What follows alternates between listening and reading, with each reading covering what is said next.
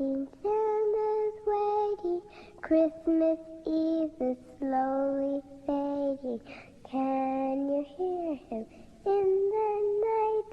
Close the door, turn out the light.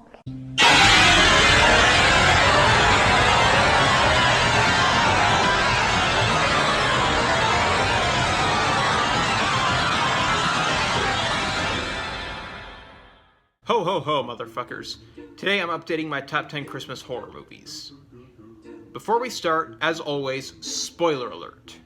Much like many slasher franchises, we start in the 80s. My number 10 is the original Silent Night, Deadly Night. This movie is a cult classic for a reason. It could have been just another basic Christmas slasher movie, but there are a few things it has that elevate it. The main one is the montage of Billy working at the toy store, which is absolutely delightful. I'm looking for the warm side of the door, where the fire's bright and it's burning every night. Everybody will be there and they'll be smiling at me. I won't need no more on the one side of the door. Aside from that, the acting and the writing are good, the kills are pretty solid, and the original Christmas songs made for the movie actually sound like real Christmas songs, so well done. My score is 3 out of 5. Number 9 is Silent Night 2012. There are two reasons I prefer this movie over the original. Number 1, it feels more cinematic. This movie had the biggest budget in the franchise by a factor of like 4 or 5, and it shows. The other reason is the characters. Unlike most of the franchise, this movie actually has characters with actual depth. Now, granted, the original also had characters with depth, but not to the same extent. In this movie, the protagonist has goals and doubts and grows as a person throughout the film.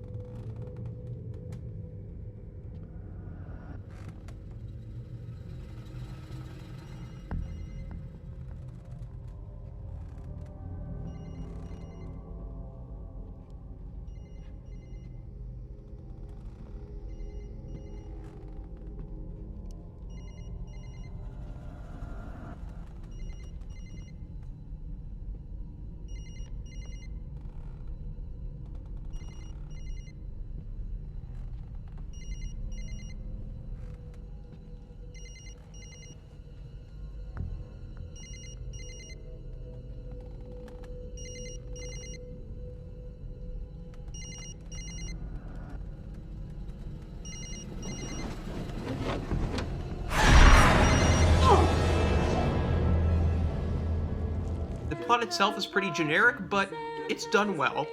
It does enough things different from the original to stand on its own. The acting is solid, the music is good, and the kills are dope. My score is 3.25 out of 5. Number 8 is Better Watch Out. This is one of those movies where it's good, but I really wish it was better. I enjoy it a lot, but there is definitely some wasted potential there. Overall, it's a solid horror flick. The tension and suspense are both done very well.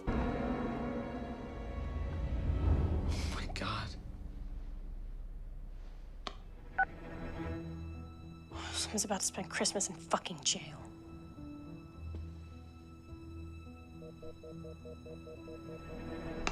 What? My phone always works here.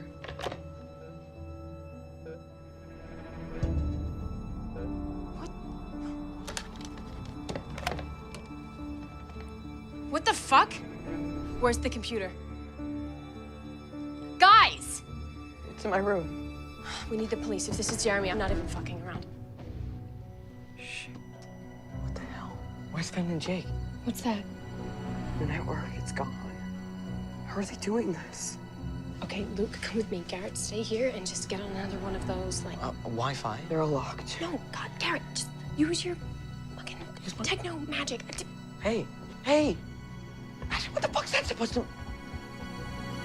Jesus Christ. The set design is on point, the cinematography and the editing are good. The mystery surrounding the killer is done pretty damn well. The acting is good, and Ed Oxenbould is much better here than he was in The Visit, although that might be just because of the directors. Who knows. The music is good, the kills are solid, and I absolutely love the ending. The score is 3.4 out of 5. Number 7 is A Christmas Horror Story. I went into this not knowing what to expect, and I was impressed. It's a surprisingly effective horror anthology. All the stories are solid, any one of them could be fleshed out into a feature-length film, assuming they did it properly and all that. The acting is all good if not great, the music is solid. The wraparound with William Shatner is pretty fun. There are some genuinely great scary moments.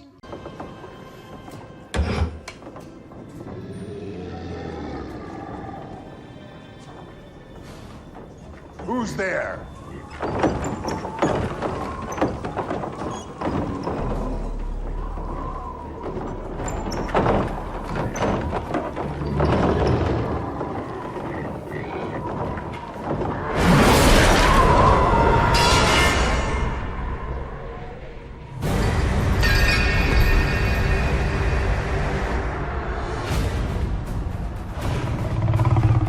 Knew it. Krampus. Vile enemy of Christmas.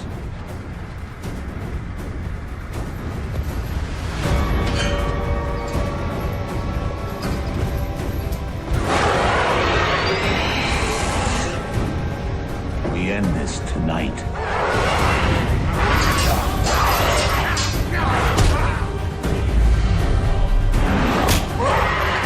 And the ending, wow. The ending is fantastic. A score of 3.5 out of 5. Number 6 is Krampus. This is just a fun movie. The acting is solid across the board, the set design is on point, costume design, writing, acting are all great. Where this movie really excels is the creature design. The monster toys are awesome, and Krampus himself is just fantastic.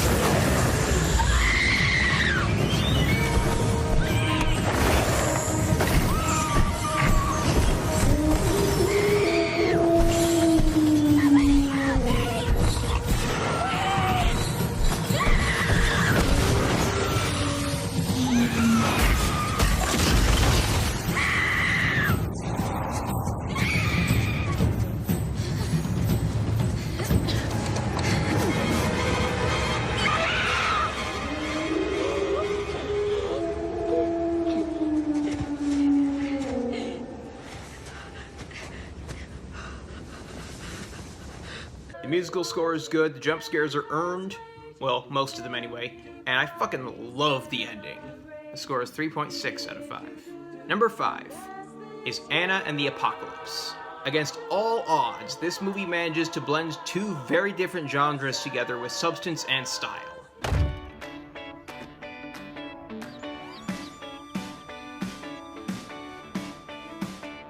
New morning feels different than before. It's dawning, this thing I've been waiting for, and I'm flying. My feet won't touch the ground. I'm ready for turning my life around. I'm waking, spent too long playing dead. I'm shaking these blues out of my head, not letting anybody bring me down. I'm ready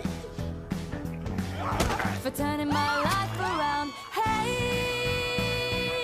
it's a brand new day, and I'm miles away. I am miles away. Hey, yeah, yeah. I am miles away. I am miles away, and it's a beautiful day.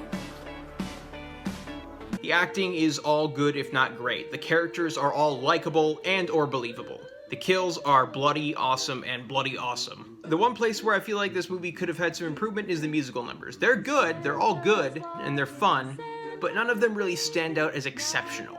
Regardless, this is a movie that the whole family, well, okay, the whole family over the age of like 14 or 15 can enjoy. My score is 3.9 out of 5. Number 4 is Rare Exports, A Christmas Tale. If I had to describe this movie in 3 words, it would be strange and delightful. It has a very fun premise brought to life by a solid cast. If you're turned away by the fact that it's a foreign language film that has subtitles, get over yourselves. The kills are awesome, the tension is built and maintained very well, the mystery is great, the set design is great, and the music is awesome.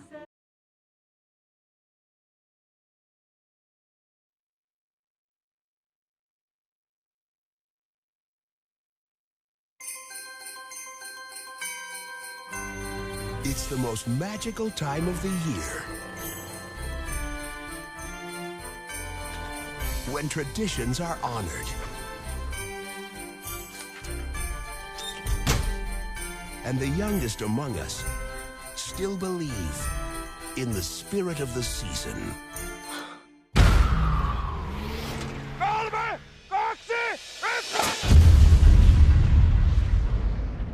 We found something else than just plain rocks and dirt.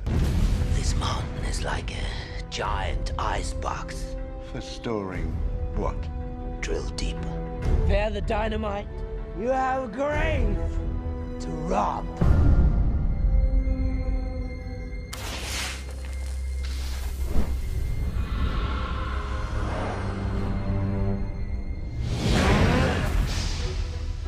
Minkälaiset sudet tekee? Hyvä, joo.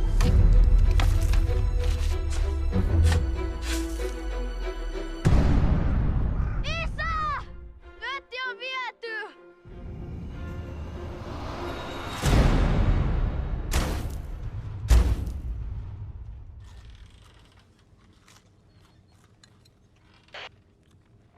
We have Santa Claus. Selitä sille, että meillä on täällä pukki myytävänä.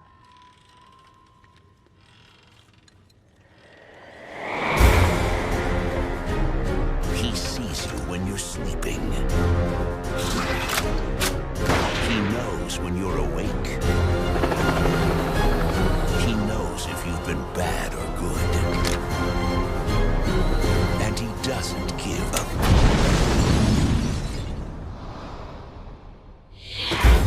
Rare Exports, A Christmas Tale.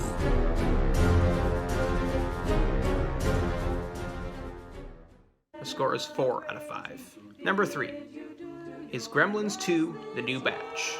I love the shit out of this movie. Sure, it's abandoned the horror comedy blend from the first movie and replaced it with satire with some horror undertones, but I think it still works. The practical effects have improved, Gizmo is as adorable as ever, the returning cast is all great, and the new cast is good too. Hulk Hogan has a cameo, and, well, it's awesome. I love the variety of new gremlins we get, all the different looks. The brain gremlin especially is just so great. And finally, Christopher Lee was an absolute treasure and is sorely missed.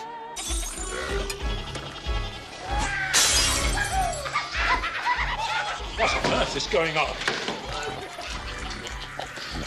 I leave you people alone for 5 minutes, and what do I find when I get back? Utter chaos. I trust that's not the brain hormone that creature's drinking. Good boy. Nice boy. That's a good creature. Now, let's talk this over. I can get you diseases. You'd like that, wouldn't you?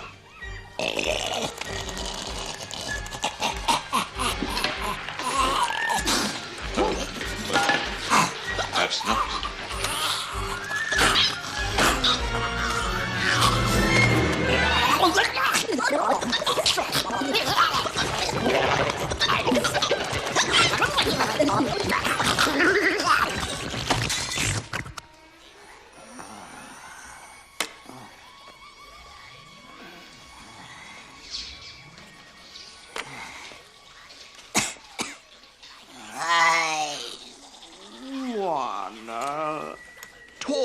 bit about what's going on in this room. The score is 4.1 out of 5. Number 2 is Gremlins.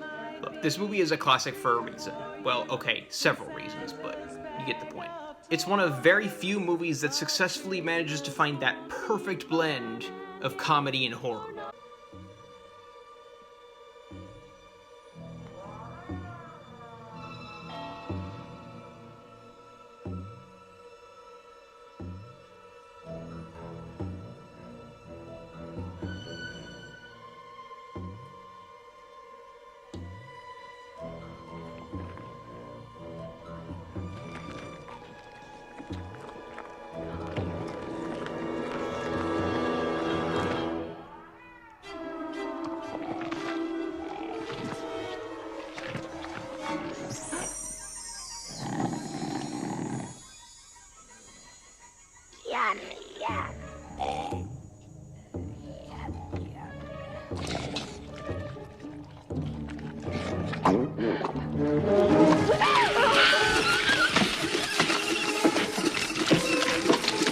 The music is great, the practical effects are great, the script is excellent. Out of all the movies on this list, this one feels the most like a Christmas movie. The acting is solid across the board, especially Dick Miller, who is just an absolute treasure.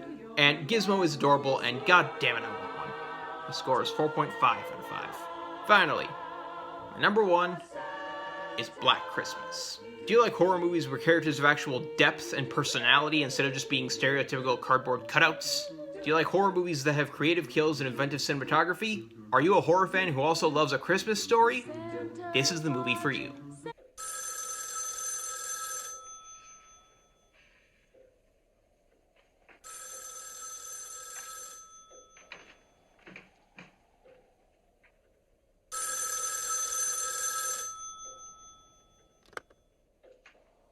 Hello? Who is this? It's Jess. Miss Bradford, this is Sergeant Nash. Are you the only one in the house? No. Phil and Bob are upstairs asleep. Why? All right. Now, I want you to do exactly what I tell you without asking any questions, okay? No questions. Now, just put the phone back on the hook, walk to the front door, and leave the house. What's wrong? Please, Miss Bradford, please just do as I tell you. Okay. I'll get Phil and Bob. No, don't do that, Jess. Jess, the caller is in the house. The calls are coming from the house. Jess! Jess, get up! And don't go up there.